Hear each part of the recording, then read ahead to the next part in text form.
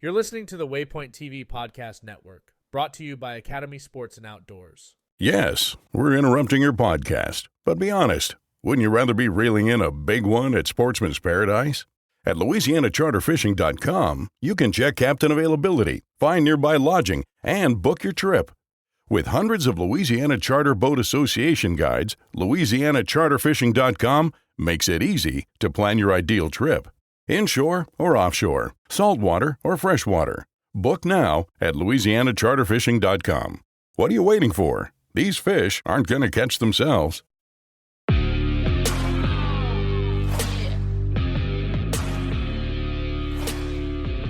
Hey everybody, welcome back to another episode of the Bowhunter Chronicles podcast, brought to you by Huntworth. Huntworth gear for all types of weather, all types of terrain, all types of budgets. It's clothing that just works. Check them out at huntworthgear.com. And right now they have their 25% sale going on. You can use code HNT25OCT, kind of like Hunt 25 October, to save 25%. And that goes through October 27th. Man, we are in it. Cameras are heating up. Deer are starting to die. Starting to see a lot more bucks on their feet. Bucks cruising. Super excited for the upcoming week. I've got 1 day of work and then going to be off through the weekend up in the UP. Getting John actually out hunting. Gonna be awesome. Historically, as far as cameras go, this is when the deer up there are cruising, a lot of daylight activity for bucks. So I think it's just going to be a great time. Really looking forward to it. Got to give a quick shout out to some guys that have been killing deer lately. And I know I'm going to forget some people, but both of my brothers last Saturday, my brother Dustin shot a great deer, and then my brother Drew shot an antlerless deer that he was able to get. But congratulations to those guys. Alex in Kansas with another antlerless deer. The Taylor family out in Montana getting the kids involved with a couple of mule deer, and are holding it down for Texas. Michael Elrod with his first buck. A great buck out of Texas, so congratulations. I know that was hard fought, but man, we've been out. We've had some guys that have hit some deer, not recovered them. That's always tough. I've missed another doe with the longbow, and that is what it is. I'm just trying to get my reps in, try to get that narrowed down, all that stuff. So. Figuring it out, but man, what a fun time to be in the woods. So with the Latitude stuff, they've got new stuff continuing to drop. I've got a set of their tree stand straps coming, but their climbing sticks are freaking incredible, guys. Like if you're in the market for sticks, definitely check out those Carbon SS sticks. The attachment method is incredible. Most times I'm using 3 sticks, 2 8ers, getting about 12 to 15 feet high with the platform. And, man, they're just so easy. They stack together so nicely. Definitely, if you're in the market for some sticks, check those out. And that Ranger 22 pack, I was really big. I'm looking at this Kuiu Venture Divide pack here that's just sitting there, and I was really big on that pack. I really enjoy that pack. With the Latitude pack, has done everything that I needed to do. I use it as a day pack in Colorado, and it worked great. It has enough space for the things that you need, but it limits you from bringing all that extra crap in the woods. Pocket placement is in great spots. It carries the sticks really nicely, platform nicely. Really, really digging that pack. So definitely check that out. And they've got that available in the real tree colors now. Obviously, we're Huntworth guys, but if they made that pack and a Huntworth pack, I'd certainly buy that one. And then I guess the Maverick saddle. So I'm a very simplistic guy. Single panel, no muss, no fuss, and super comfortable. That extra wide material makes it extremely comfortable, but man, is it simple. No metal, other than, the removable leg straps, which I haven't even put them on yet. So shame on me, I guess, for that, but they're available too. But definitely check that stuff out. You can use code BHC to save some money over there. And we've got to do a quarterly giveaway. We're almost through October, and that'll be stuff from Big Shot Targets. You can save 10% using BCP there. Spartan Forge, use code BOWHunter25. One thing in this podcast we didn't talk about, but we were using that Blue Forest tracker, and I feel like it worked a lot better this year than when we were using it last year. So we were able to share pins and kind of, we weren't able to see like in real time where everybody was at, but we got to see the pins, and it made it a lot easier for coordination as far as like where everybody was hunting and kind of like what was going on. We could probably do a better job at coordinating like what the pins mean, but I think everybody can do that too. So, but you can save, like I say, 25% with code BOWHunter, Spartan Forge. And then, Kanadi, Zinger, Genesis 3D. Genesis 3D's got Patreon code for the Patreon. So if you're a Patreon and you're looking to get some stuff from Genesis 3D, their sub-1 camera arm is incredible, as well as, the stupidest little thing, their tether button. They actually had one of the prototypes like wear out on this Patreon hunt, and Austin was there to give me another one. But that piece of gear just makes everything so simple. It's like the silliest little thing. But check that out over there at the Genesis 3D website. And that's something. But if you're looking at getting sticks up the tree, gear hangers, bow hooks, platform hangers, any of that stuff, Genesis 3D is the place to check out that stuff. This podcast is just a recap of our Patreon hunt, kind of just a commercial for deer camps in general. Find your people, set a date, and go to the woods. Free your soul. I think that's kind of like the theme of this whole thing is, you get out there and unplug and get to share the woods with some guys that are like-minded, and you come back feeling incredibly refreshed. So I know you guys are going to like this episode. As always, thanks for listening.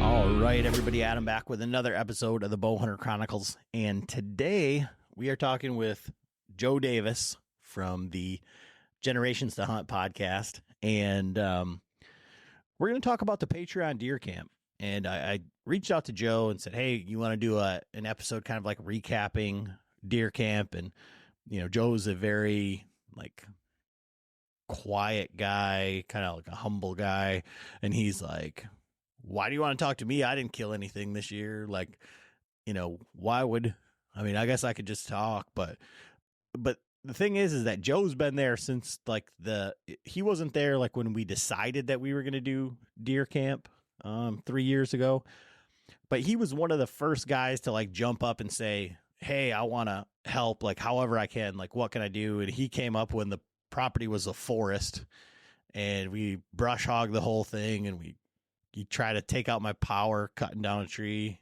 tried to land one right on my panel. And he was up there, and he's been up there for all 3 years. And I just kind of want to like recount like the camp itself and kind of like the whole atmosphere. And it was a fun time this year. It was like, I think it was just about everything that we could have asked for. So how are you doing today, Joe? I'm doing great.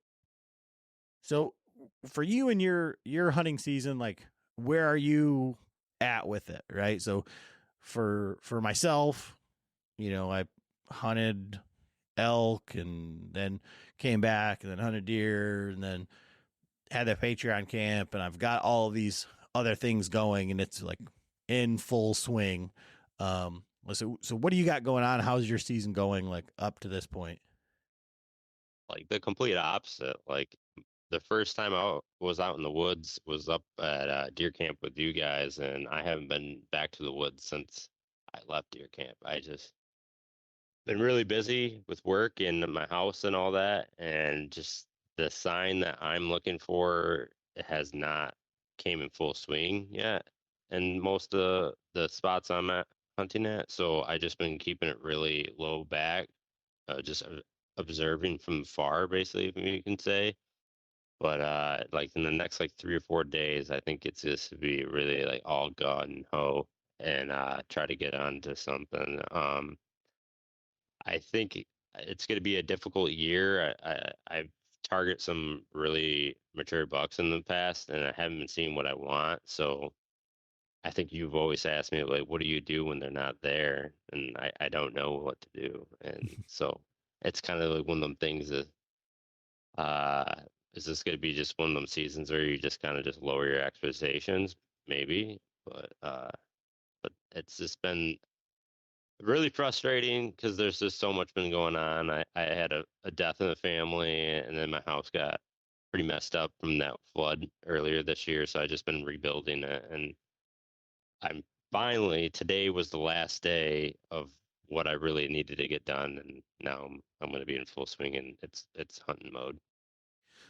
So a couple things there, like when you say like you're targeting like bigger class deer, like what does that mean? And are you just hunting like mainly private land? Are you hunting? Are you still going out and like pounding the public? Like what is it? What does that like look like for you? For like bucks and all that, it's mostly all private.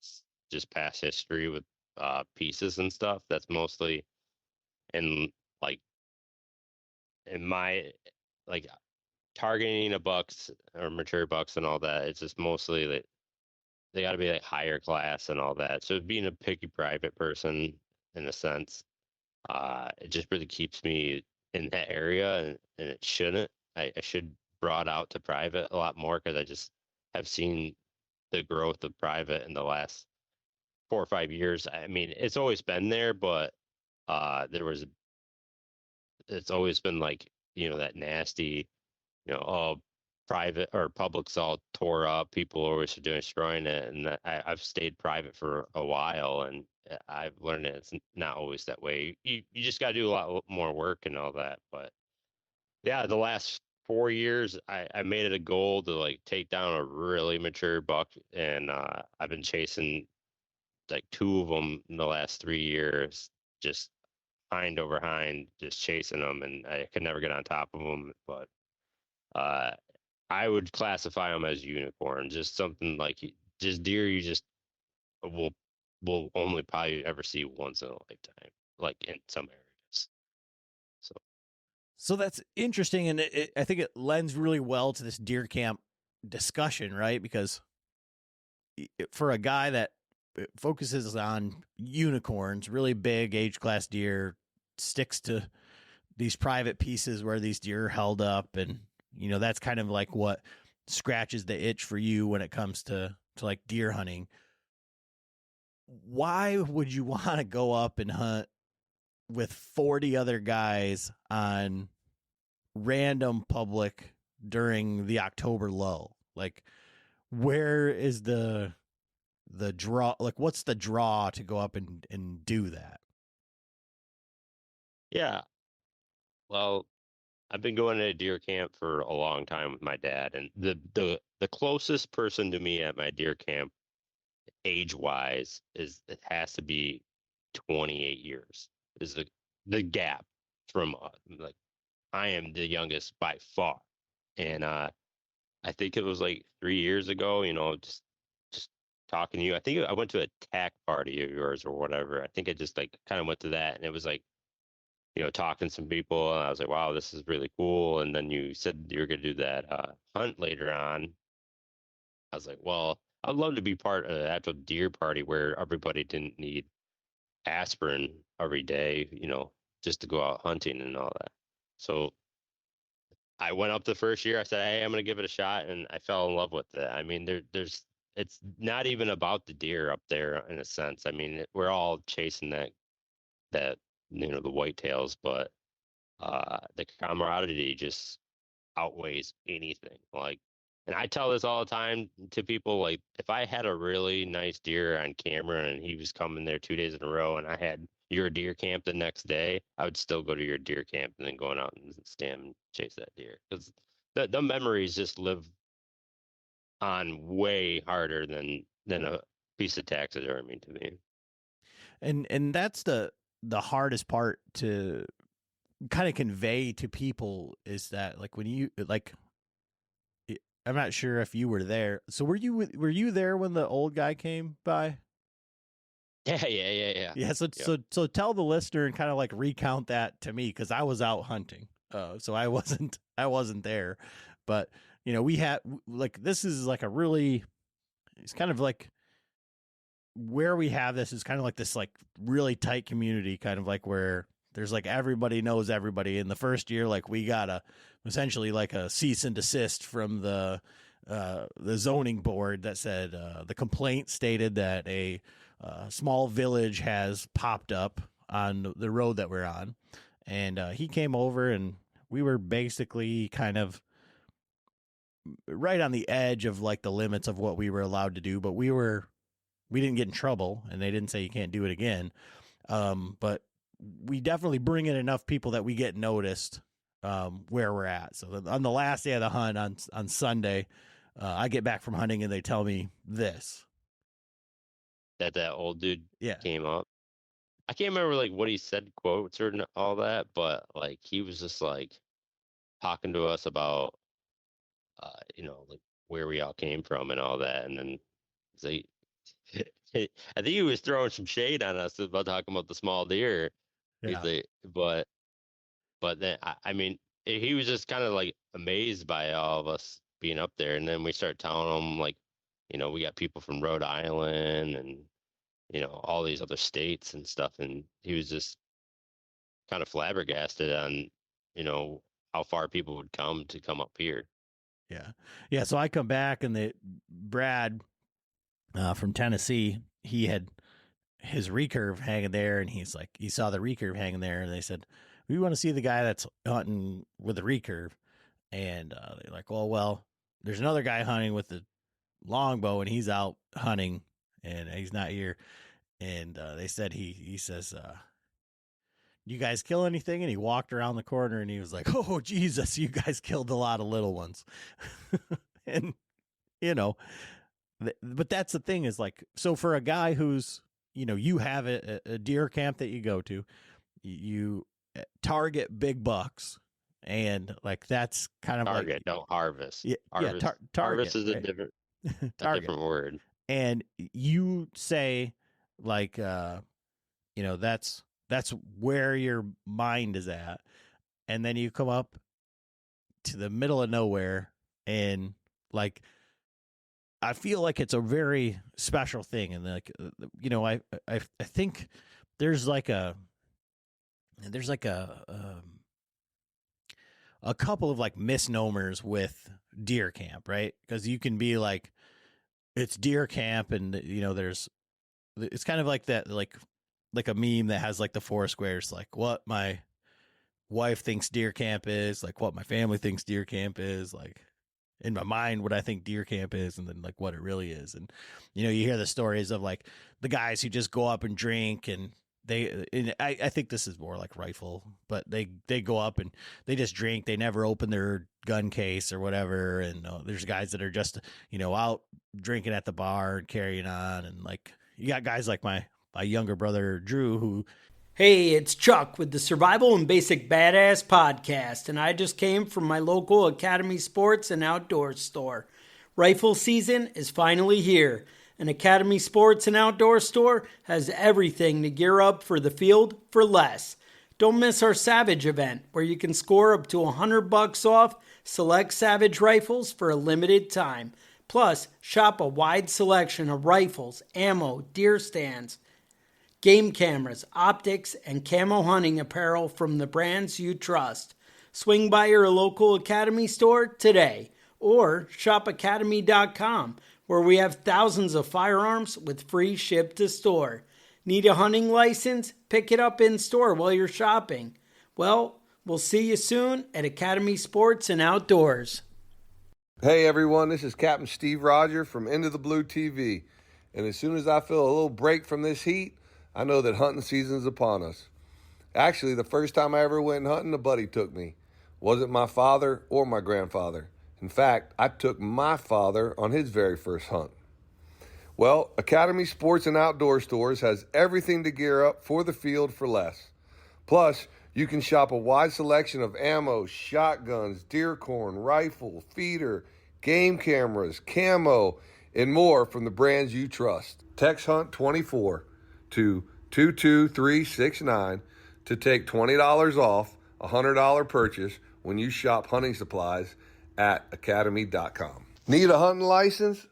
Pick it up in store while you're shopping. He just wants to go up to deer camp because he just wants to not be at work. Like, it isn't about hunting. And I think we have like a really good balance because I think everybody's like hunting, they're learning, they're trying to put other people on deer. And, you know, it's like everything that you would want except for like the big deer, right? I mean, I think there's some out there for sure. I mean, I've seen people or heard, people saying us, and I've seen some really good deer up there. But I think when we go up there, it's like dumb worries are not, in that basket. I feel like there's a lot of pressure when you maybe go out of state in a deer camp and stuff. There's like, we got to bag a big one, or we got to bag a deer, or I don't want to have the smallest deer at camp and all that. But at our camp or your camp or whatever, it's just, let's just have fun. Let's get out there. You're definitely gonna get hazed, but hey, I mean, it's part of it. I mean, we have, I don't think anybody has publicly like shamed them, like shamed. We made some jokes and we make some jokes, but I mean, it's all in fun, and that's what it should be. And just everybody that comes together, there's the level of experience goes from all the way, I want to see expert, but whatever, the advanced to straight novice. And I if you really look around, everybody's helping each other or just asking for opinions. And to be honest, the coolest thing was, one of the things is, like, if you really want to learn how to do something, somebody will hop in a tree at camp and show you how to do it. I don't know how many demos I've seen in the last, that weekend up there. I mean, if you really don't know how to do something in a tree, these 30, 40 guys will show you how to do something. It's really amazing. and I think that too, like the whole thing is like, we have done these like teach and trains with like saddle hunting, and we've, we can go to like the Total Archery Challenge, and like we're super fortunate to have guys like Greg that will come shoot with us and say, okay, this is what you're doing wrong. Try this, try that, work on your form, all of this stuff. And, you can read about it, you can listen to it on a podcast, but to be there and have somebody show you, is incredible. And like, unless you have like a really big network, or you have people around you, or you grew up hunting or already doing these things, like there's nothing better than being able to walk in the woods with somebody else. Like, no matter how much you think right? Like last year, Joe and I, Eric and our buddy William all went down and hunted in Indiana, and like, going and looking at like the way that William breaks down the woods, or the way that Joe breaks down the woods, is like, whether I think I know how to find a deer or not, like looking at like the little subtle things that you look at, or the things that he looked at, or any of that stuff, like now you've got a pool of like 40 guys that are all going to do the same thing. And you got guys like yourself and Nate who are like, could really care less if they killed a deer, but if they find a deer and there's a guy that hasn't ever killed a deer, like wants to know or wants to learn, it's just like, well, come with me. I'll put you in the tree where I saw all these deer, and I'll show you why, and I'll show you, what's going on, where, everybody doesn't have that. And I think like where we're at, like both in society with like, the ego, the social media, like the big bucks, all this stuff that we see daily. And then like, just like the male, like ego, like, well, I'm not going to ask for help because, you're not supposed to ask for help or, whatever. To be in a situation where like, yeah, like you said, you're going to get razzed. There are dumb questions, but people are going to help you. And they want you to succeed even more so than you want yourself. It doesn't matter. Right. Yeah. And it's like one of those things, like there's tons of YouTube videos out there, and a lot of there is a lot of non-biased opinions on there, but there's a lot of biased opinions too. And like you go to one of these, these gear camps and like that. I mean, I think you could find any platform almost on the market in your camp, any stick that was on the market in your camp. There wasn't that many stands, but that's the thing is you if you really wanted to, find something and ask somebody about that, they would give you your honest opinion about that.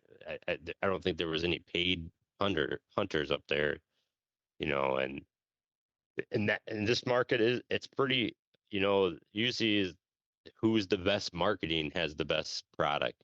I feel like, and when you go to this camp, and you'll sift out the bullshit for sure real quick. And yeah, and I think everybody helping each other was just crazy awesome. There's everybody's, the trout, and he was putting people on deer and all that. I mean, he's hunted that area for a long time, and he was, if anybody wanted a pin, that he was offering, and I know everybody was offering pins up to everybody and stuff. And there was people that didn't come to or came to camp last year, and then they were like, "Hey, I got some pins. They're my pins. I can't make it this year and stuff." So like, no one had their spot. No, it was just all public, and everybody was going.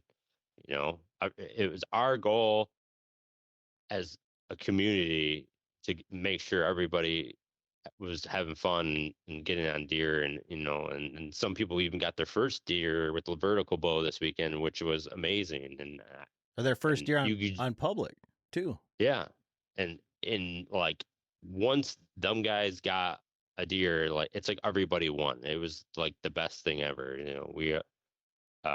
It's very awesome to watch that. For the past 3 years, it's every year. It's so awesome to see somebody, and then you hear them stories about people missing and stuff like Yeah. like yeah. I mean, some people miss once. They could miss twice, or even 3 times they can miss. Yeah, it happens. But it's just like dumb stories are just like the stuff like you just I don't know, man. It makes you count down the days already. Like I have this whole hunt season that's still to go, but I'm just still counting down the days for next year. So let me ask you this, and I feel like I feel like David Riley when I say that, because he always says on the Latitude Method podcast. Definitely check that out. But let me ask you this, Joe.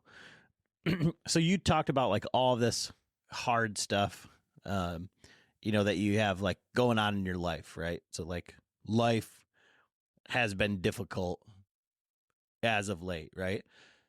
So were you able to kind of like shed that kind of stuff, like when you're up at deer camp, like I guess to my brother's point, like I'm not at work, so I'm content, because I think that's one of the things that it is like a very freeing. There's no, after James left, there's no internet.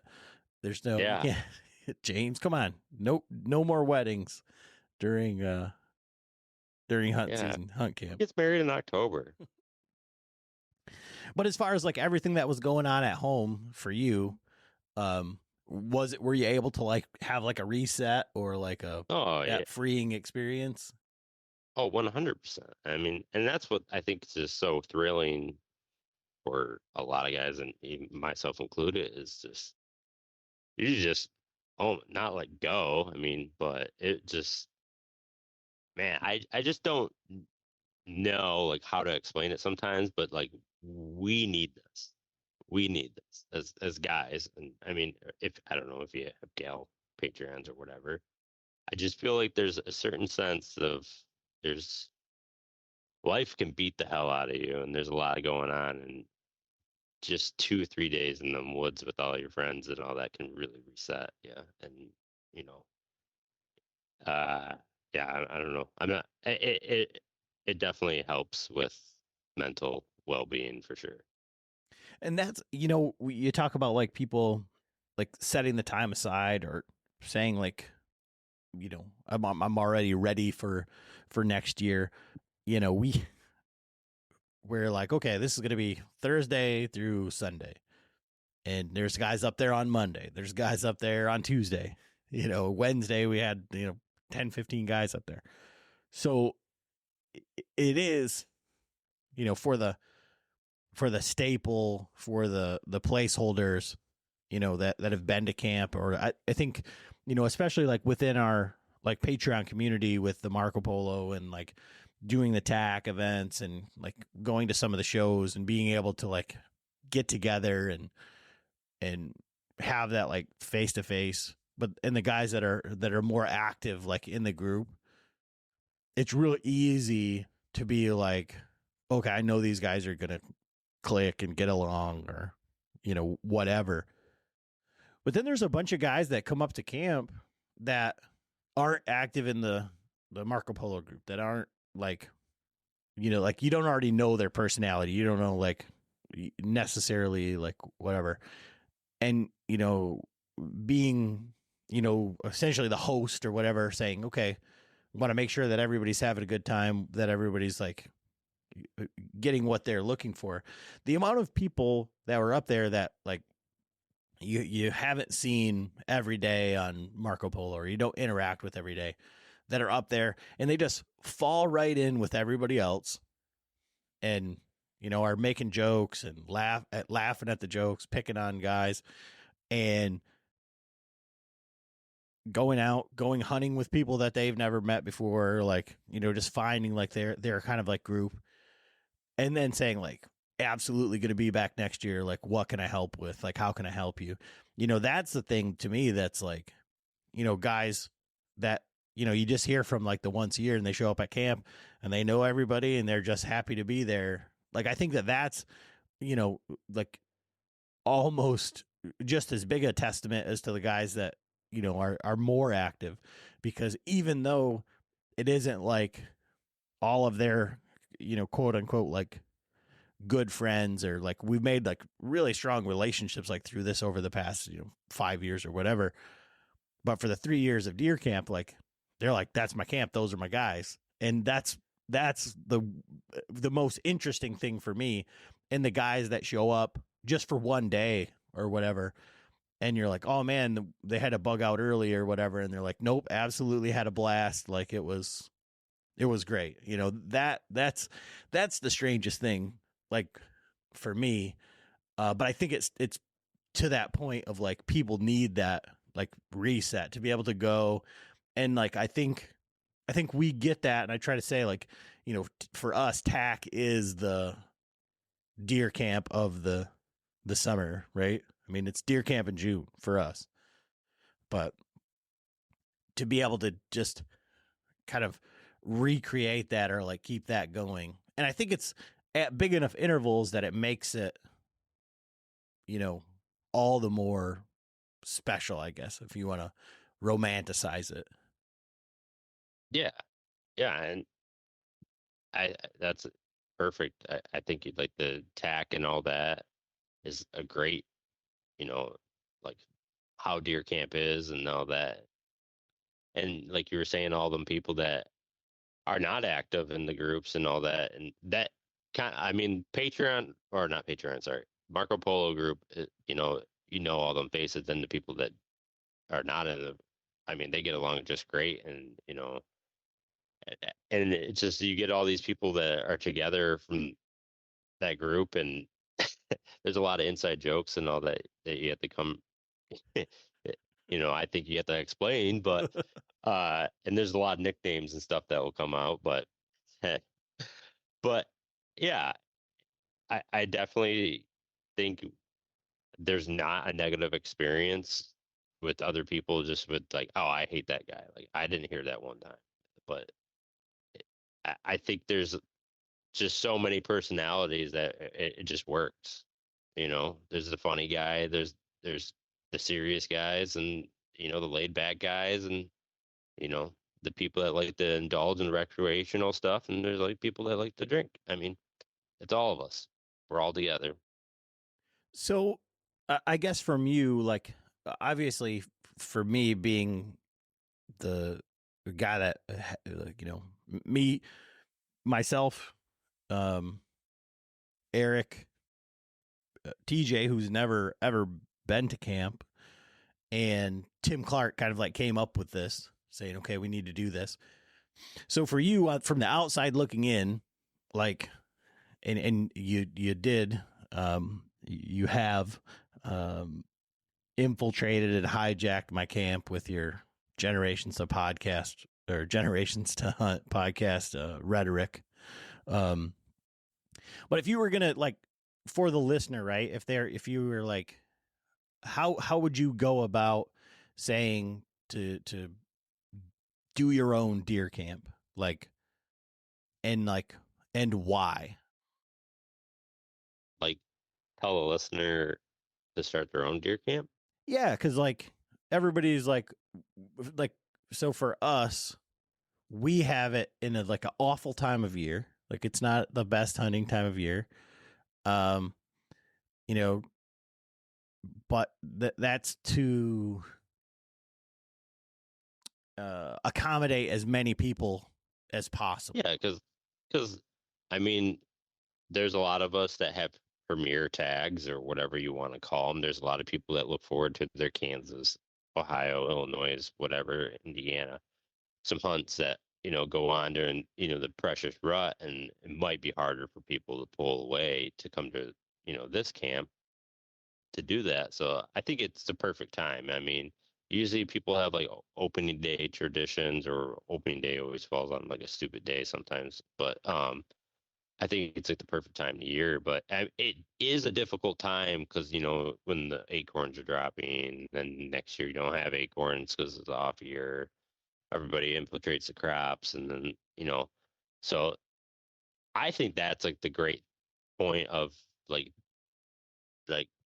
I look at it like these people are learning a lot more than I think they're when they go up there, they go, wow, this is like how like big woods hunting and all this is, this the oaks, the oak flats, the river bottoms, and all this stuff that usually like in mid-state Michigan, we don't have that stuff, and a lot of them public land and stuff. But for the listener to start a camp, I mean, all it takes is 2 people. Then you got a camp, dude. That's all you need. I mean, hell, you could do it by yourself if you want. But I mean, these camps are super attainable. I mean, look at our Indiana camp. It's like dead center in state land all the way around us, and all you had to do is, it was basically you just paid on line and you just rolled up and all that. I mean, or you just camp. There's a lot of public land camping sites. It's super attainable, and especially in northern Michigan. If you live in lower Michigan, you want to come to northern Michigan, there's so much state property. So I think these camps are huge, and I think that people should start the actual deer camps again. I mean, it kind of blows my mind since I've been part of one for so long that I've talked to people and they say this is their first deer hunting or deer camp experience, and that kind of it's odd to me, but it's more common than ever. Just be, Boat Trader is America's largest boating marketplace with over 100,000 boats to choose from. We offer simple, comprehensive solutions for those looking to sell, find, and finance new or used boats. Visit BoatTrader.com to get started. Whether you're just looking to stay warm during a hunt or need maximum concealment, the clothing you wear can make or break a hunt. At MidwayUSA.com, we understand hunting clothing has come a long way with more meticulously crafted camo patterns, advanced scent control technologies, and weatherproof options to withstand the elements. Hunters have to wait until their favorite season, but shouldn't wait on gear, which is why Midway USA offers super fast shipping. When you're ready for your next system, log on to midwayusa.com. Dad passes away, or the uncle loses a property, or sells a, grandma sells a property, or whatever. People lose their hunting camps all the time, and then they say the tradition's gone because they just have that in that one spot they just had. They didn't want to do the research or whatever. They grow out of it. These camps can be easily attained just 1-2 guys. You don't need 50 guys. You just go up there, and then the following year, you tell your buddies, maybe 2 or 3 other people, just like, hey man, we went up to here, we got some deer. We didn't get some of the deer, but we had a blast. It can just stem from that. And if you don't have no one, I mean, I met you from social media. If you reach out to social media, I guarantee you could probably be in a camp this fall if you reached out to some people. I have to give like a shout out because I did before it was like I think he started it like the same year that we did, but there's a guy on Facebook named and I may or may not get his name right, but his name's Adam Rohrbacher. But he has like orchestrated, I think it's like down like in southern Michigan. I don't think it's necessarily up where we're at, but he's orchestrated like a public land deer camp for like anybody. And it's right around the same time as when ours is. And he does it through Facebook. And that social media thing that you're talking about is real. Now, I mean, you got to worry about like serial killers and all that kind of stuff. But but the thing is I feel like, if you can go into it, like, because like you said, it's hard when you do it, like if you were to do like out of state. I think out of state is like a good way to find like a hunting partner because that you can find out real quick. Like if somebody can hunt your same style, if they have the same thing, if they're just gonna, if they have the same drive that as you do or not, like all those things. Definitely, if do a small camp with somebody before you go out west and spend 7 days on a mountain through rough terrain, because you'll find the true crazy in some people, and you don't want to be stuck with the Debbie Downer on the mountain when you're 11,000 feet up and it's nothing but vertical gain. But like if you can go into something with a full on, like no ego, like we're just here to have fun, go out, hunt, learn, figure it out. And it's really weird for me to think about it like that because I can do that like out of state. I can do it in state. I feel like honestly, like if we are talking about this year's camp, like this is the first year that I've really like kind of hunted, because I've always been like trying to make sure everybody had like somewhere to go, or that everybody was like getting along, or like, everything was cool. And like this year, by the time I got back from scouting with Frank, like everybody was gone. There was 1 or 2 people, and Joe didn't want to film me, so I said, all right, well, I'll go hunt by myself. That is not, you did not hint that at all. There was no, and I paid for it too. I sat in the worst freaking tree in my life that day. Whatever. But I came back and, everybody was gone, so I was like, well, I can go hunt by myself. And there was a spot where I knew I was going to kill a deer, or like have a opportunity anyway. And I ended up shooting a deer up there. And I must say this, like this can't like be like understated. TJ Merritt is up there and he processes deer for a living, or, works processing animals for a living. And to shoot a deer and like bring it home in vacuum sealed bags, already processed, not have to worry about like what to do, was incredible. And I did not realize like the value in that until it was me. Like, I thought it was nice. Oh, TJ's breaking down these deer for these guys, you know, but like to not have to like be scooping up all the carcasses like out of the pole barn or like going and having to pay somebody to do it. Like, can't thank him enough for being up there and doing that. And like actually, you know, being able to utilize his services this year was freaking incredible. So that was super.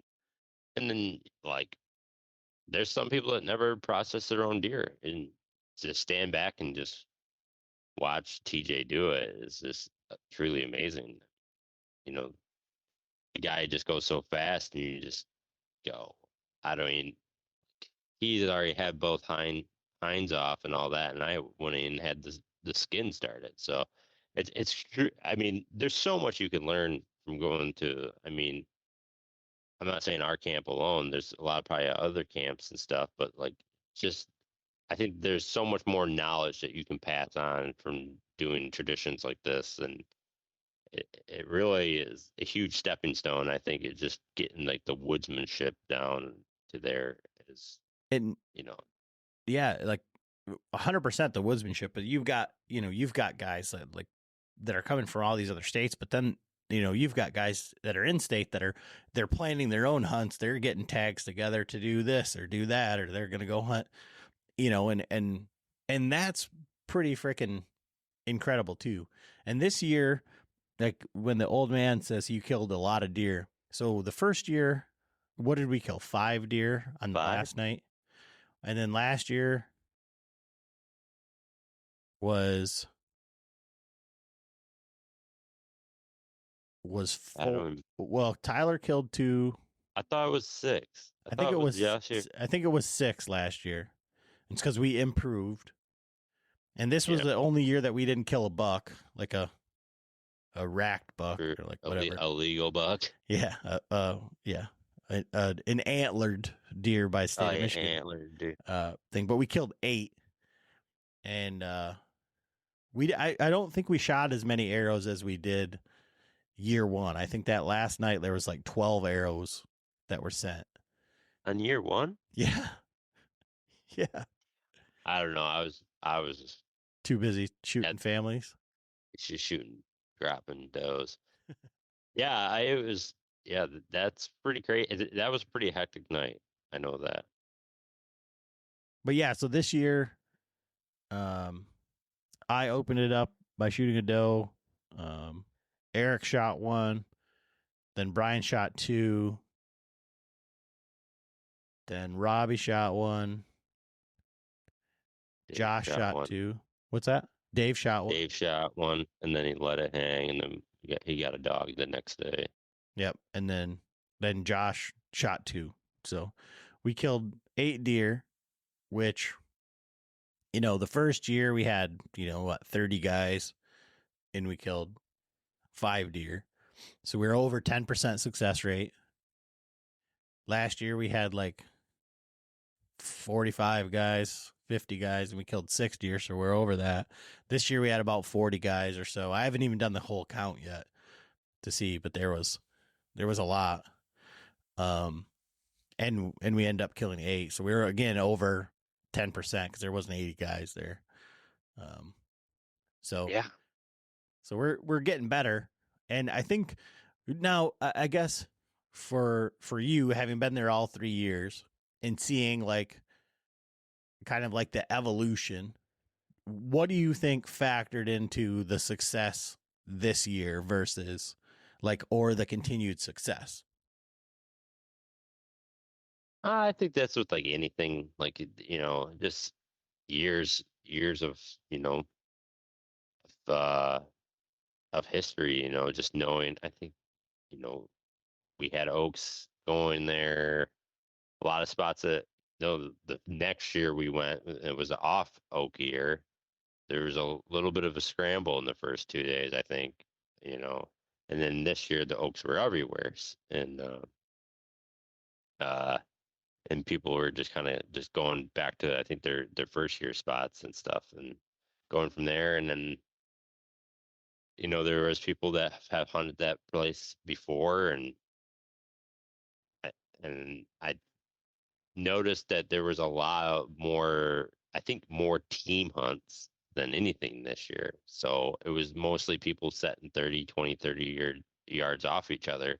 And I felt like that way a lot more people were getting successful, and they're just, hey, we're gonna set up over here, we're gonna find sign, and we're gonna set up. And if they don't come by me, they're gonna come by you, and all that. And I, like, personally, I found that was like not my first time doing that, but it was like in a while, it was a lot of fun just partnering up with somebody, and I love just like walking behind somebody and just going, all right, you take the lead.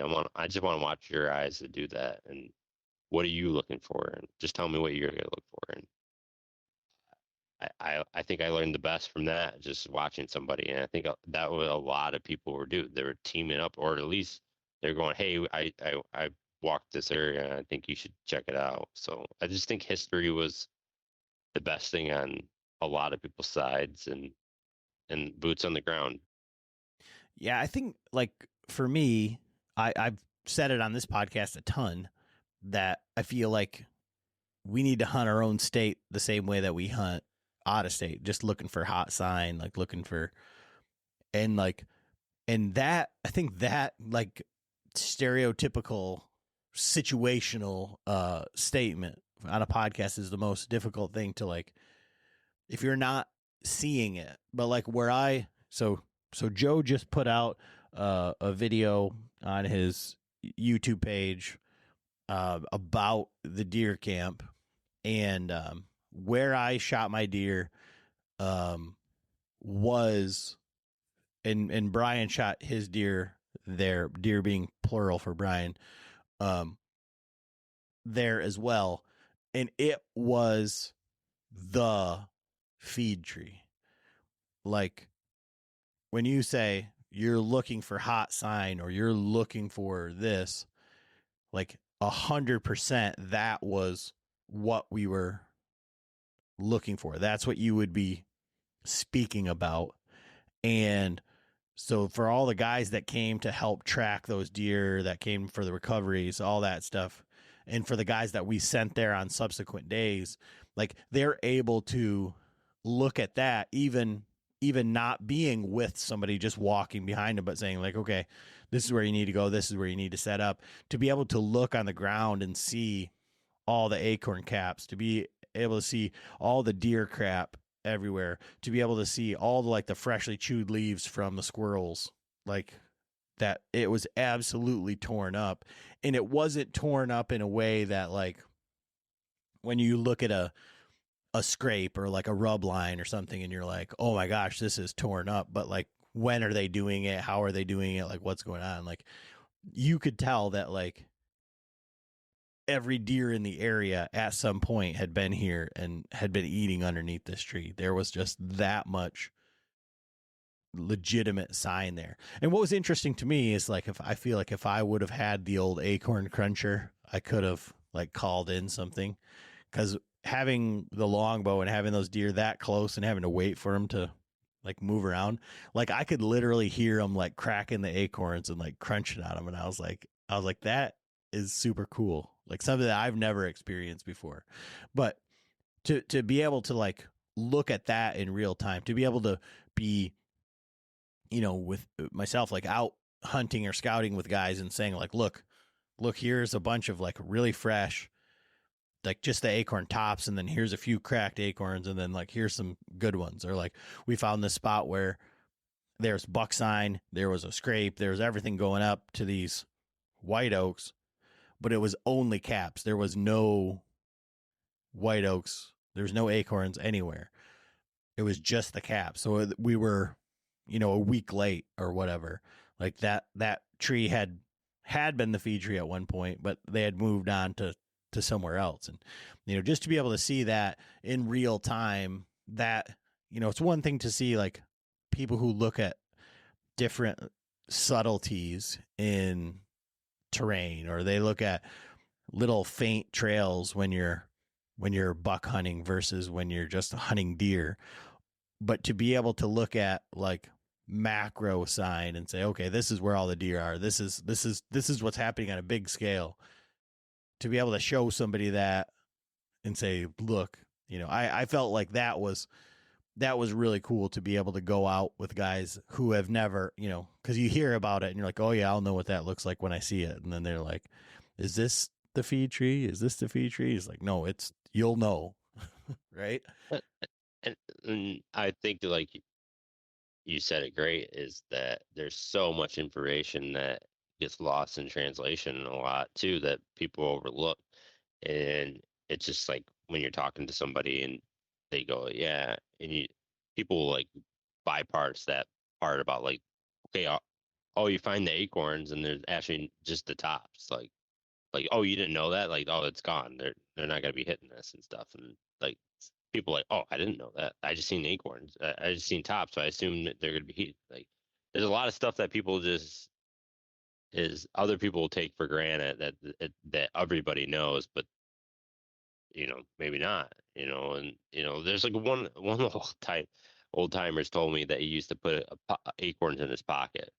I go, why would you do that? And he goes, man, you just put acorns in your pocket, and then you just, every so often you throw one on it and hit a tree, so it sounds like a acorn dropping from a tree, and that's like a dinner bell for these deer. And I'm like, what? Like, I see it, but it's just like stuff like that you just don't hear all the time, and you just don't know until somebody tells you, and then you go, oh shit, that could be the difference between something and all that. And this is the time.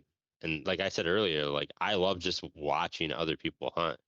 Like, you take your range, because I'm learning. Like, I just want to learn how you do it, because obviously I haven't shot shit in the last year or two.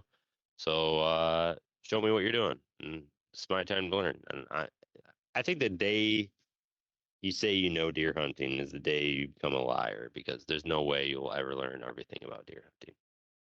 Yeah, and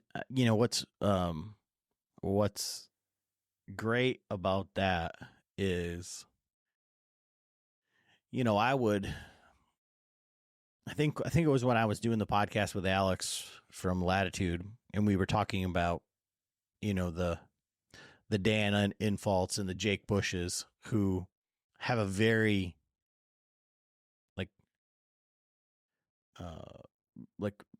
very narrow process when it comes to hunting. And I probably get murdered for saying this, like, no, they don't, these guys are great hunters. Yeah, they are, but they have like they're a very specific skill set where they, at least where they start or where they find consistency. But then again, like listening to that buck that Jake just killed, and him saying about like how this deer that he finally was able to kill taught him so much about what he thought he already knew. This deer did everything opposite of the way that he would normally hunt. And by him going and hunting down that deer, it taught him to like think outside of the box. And I think that that's the same, or that all, maybe not think outside of the box, but think that like all deer don't do the same things. Like a lot of deer do the same things, but like they all don't act the same way. And I think that that's one of the things that I took away from like our elk hunt this year, being in so many elk, was that if there's an area where elk feel comfortable, they're just going to stay there. It doesn't have to be like this north facing slope. It doesn't have to be this elevation. If they have everything they need, they don't have to go anywhere else. And I think that like open-mindedness and going out there and like being willing to learn and being like a student of the game and saying, yes, it doesn't matter. Even like some of these guys who've never hunted before, or like they've never killed a deer, like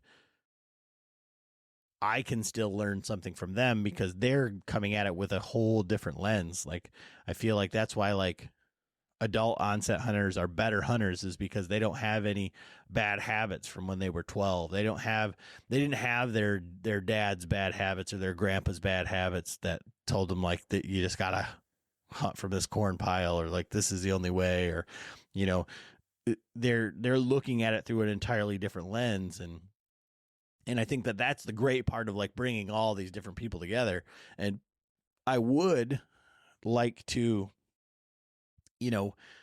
share deer camp, someday with guys that are like really all these super great hunters that kill all these big bucks and stuff, because like, yes, absolutely, you can learn from them. But I would imagine that there's going to be like a lot more seriousness and a lot less fun, or there's going to be more emphasis on success or inches or whatever than there is about learning and teaching and, kind of like all the things that I think we've grown to love about the deer camp that we've created. Right. Yeah. And you have to look at this aspect of it, if, do you really want, like, in my eyes, like, them guys are in the major leagues and I'm the guy selling hot dogs in the parking lot. Like, that's me. Like, I know I'm going to stay in my lane and all that. And yeah, you can learn a lot from going to one of them, but like you said, it's just going to be so much serious. I think that there's going to be a different atmosphere maybe in that kind of area. And I don't know if that's the right, I don't like, to me, it's where like I'm trying to escape certain, when I was state, like I had a duty, like I was there to deer hunt. Like this is my job. This is me trying to do it. We had fun still and all that, but like our deer camp, like I didn't have that, that stress or, that performance level and all that. And I feel like there may be camps like that, but it's just something like people have to maybe put in perspective. Like, yeah, them camps might be super knowledgeable and all that, but I don't think that's like a deer camp, if you know what I mean, like a like quotation mark deer camp. Like, so, but yeah, I get what you're saying. It's just in my eyes, it's just like something like I love this deer camp with some of the elite guys, but I don't think if I had one-on-one weekend, there's only one weekend BHC group, and then that elite hunter group, I think I'm still coming to yours. So I think that's just ours. It's not ours. We it's not mine. I didn't have a flag flying. I did have a I'm hat on surprised. everybody there. I'm surprised. But hey, man, hey, if I'm selling them at the merch table and they come up, you got to hustle, dude. I'm gonna have to start charging booth space for vendors. Yeah, I'll pay it. I said, next year we're gonna have another, like an upgraded Patreon tier that's gonna go for Starlink. Like you get the Wi-Fi password. Oh, see how that changes things. Well, can we get the bidet porta potty in that package too? Yeah. But we can. I'll have pre-cut bottles of water where you just squeeze them. Oh, holes in the caps. Yeah, there you go. So year 4, Joe, what are your expectations for deer camp 2025? I don't know. I'm gonna do the good old podcast. I'm gonna just go. I'm looking to improve it, but I want to know your opinions. What you think you should do it in year 4, Adam? I think what are your expectations for it?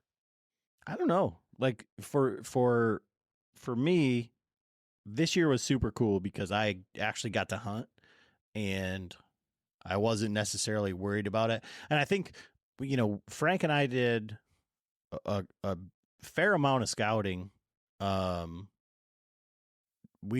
think we put like 30, 40 miles on the side-by-side over Labor Day weekend. Just going and looking for acorns, checking for deer sign. And a lot of that stuff was relevant, what we found, produced during camp. So that bit of like pre-scouting and like, I think from year 1 to year 2 to year 3, we learned that like the food is absolutely king at the time of year that we're hunting. So diving into the middle of these swamps and going a mile back, like for the deer that we're hunting, just to get on deer. And then there's a big, like, giant difference between buck hunting and deer hunting. And maybe articulating that a little bit better. So for some guys that come from a long ways away, for guys that are, maybe going to the camp for the first time, to say like, hey, you can look, there's all this, I don't know if there's 1 million acres of private or public or not, but it sure seems like it. That if, like, whatever your expectations are, just understand that you're on a truncated time frame, and diving all the way back in there may just be wasting time in a sense, unless you're looking for one of the unicorn bucks or something like that, realistically, right? Yeah, and just for me, like we found some of the greatest buck sign, last year and this year. I found some of the greatest buck sign, and it's just so much. There's just so much land. It's such a different atmosphere from where I'm. Like, I hunt big ag, and they've got 80-acre, timber plots and stuff like that. There's, where they're at. Up there, you don't. Like, you can just think you can follow one, and you're like, this deer is gonna do this on this wind. It doesn't. And I think you like hinted to earlier, all deer don't do the same. Like, do you like candy corn? Me? Yeah. I wasn't a fan, but I have a sweet tooth, so I'll just eat anything. Right. I love candy corn. Like, deer like that. Like, some deer just like certain things, and some deer don't. And it's so hard. And then you add that variable of, like you said, there's 1 million acres up there. Dumb deer can go anywhere. And this funny is, to me, just personally, I think setting up near the road was like almost one of the best. I mean, like, maybe 500 yards or less from the road, I think it was the best sign. Because, like, every time I was driving down the road, I seen deer, and every time I think people I went to harvest or go look for deer or whatever, it was not that far off the road. So, Well, I'll tell you this. awesome.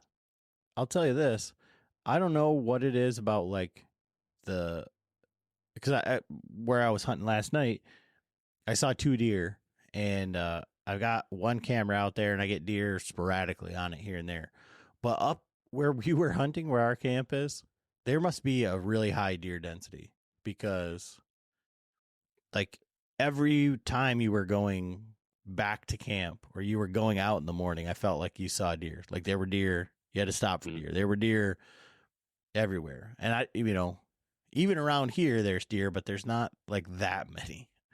And I felt like, that certainly helped us, like, that there was that many deer. And I don't know. Okay, but I do think, like, I guess if I was to say, like, I need to pull some, I guess, bring in some ringers so we can have some antlers on the buck pole, the meat pole, the little deer pole. Yeah, I mean, I don't know, man. Like, to improve, it's kind of just like one of them phrases, like, if it ain't broke, don't fix it, man. Oh, It's just working so well. And I mean, I don't know, like, I don't know if there's much that you can, like, improve on. I guarantee there's stuff you can improve on, maybe more efficiency in there. And, but I think it's just one of them things, like, what I'm looking forward to is next year is just to see, like, where we can go from there, like, how we can improve camp.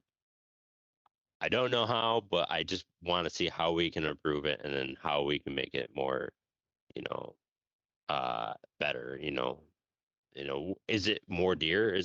Do we have to get more deer every year? Is that how you make a better camp? I mean, I think I'm I think asking. I think the focus is like, okay, so who hasn't killed a deer ever? Who hasn't killed a deer up there?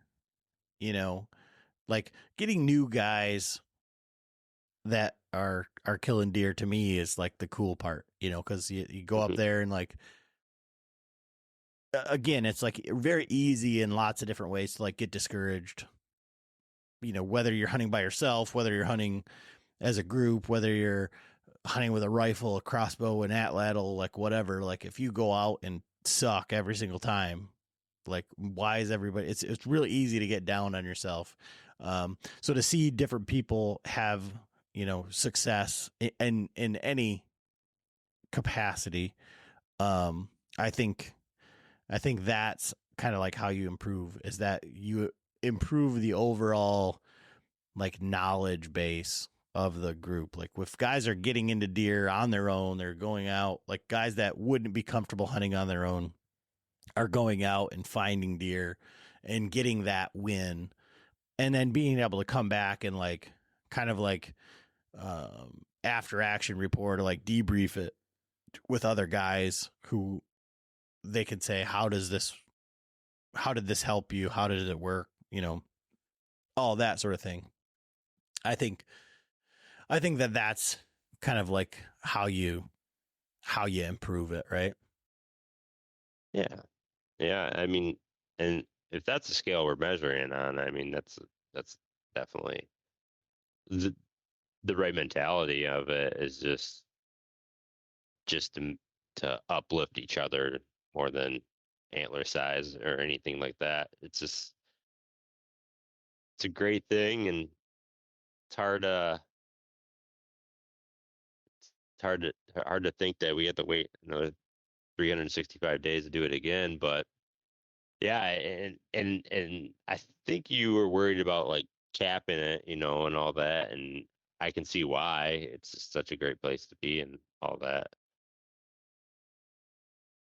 So I do think if we're gonna improve something, and I'm not gonna name any names, but we might just want to like, like if you go to the outfitter with your rifle and you travel, like they make you shoot it before you go into the woods.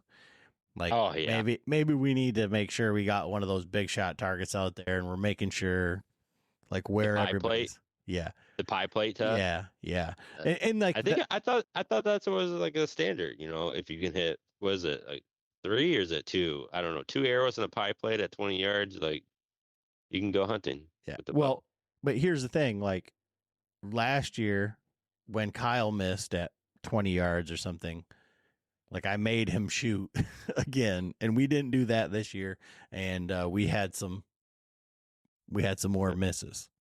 We had a lot of misses, didn't we? Mm, I don't know. We had somebody miss 3 times. Another guy missed once. I can imagine missing 3 times. I missed twice, Well, 2.5 times. yeah, but you had a different traditional bow. Well, but I'm just saying. Um, so there were some issues. I mean, did you get discouraged every time you miss? No, not at all. I, No. I've said it before, but I'm really just trying to like get my reps in and get comfortable, like trying to figure it out. And the amount of arrows that I've shot over deer at this point, is making me think like I need to start aiming lower. And on that deer that I killed, I consciously said I need to aim lower because she was out at 20, where these other ones were like at 12 and 13 and whatever. Last night was 15. So I'm past the point of being able to get drawn. I'm past the point of like being like, okay, anchor, make a good shot. Now I need to like, I'm at the point where I need to like pick the spot, and it has to be like not middle of middle, I have to aim like at the bottom. Like I have to aim for the belly or whatever.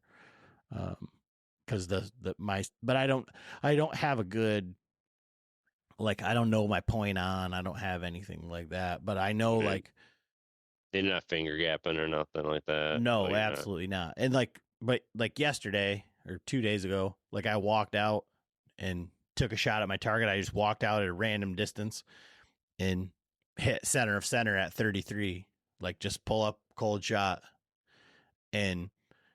But the problem is like, that's all well and good if the target is stagnant or is static.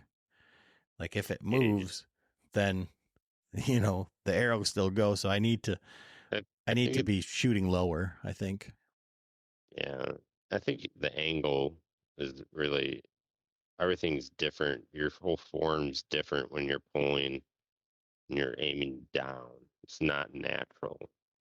So, and maybe that's why that deer that I killed up there was better, because it was further out. So it was more of a flatter shot. I don't know. that's what I tell everybody. With like when I was at Tradbo, like I was shooting deer at 30 yards. They're like, whoa, that's crazy. I'm like, dude, I'd rather take them 30-yard shots than them 10-yard shots, man. I hate them, man. I don't even know where my like.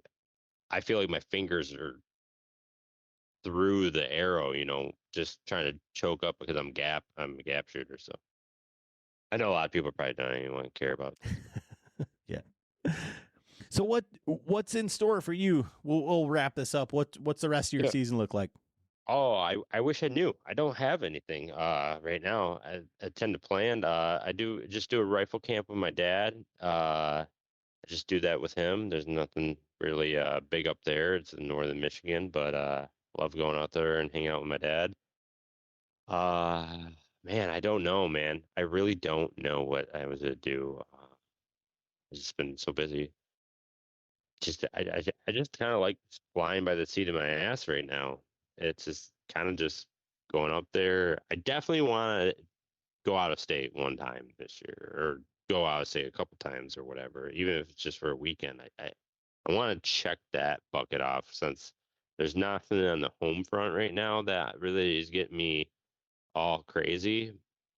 So I definitely probably want to ride out to a different state for a couple of days or something like that. So, all right. And you just put out a video about the Patreon camp, and that said part 1. So how many parts are we expecting in this series? I think I might be able to do like the first day.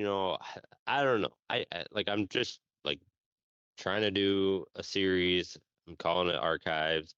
Like I'm just kind of just putting out. That's basically my hunting season. What it's going to be like, and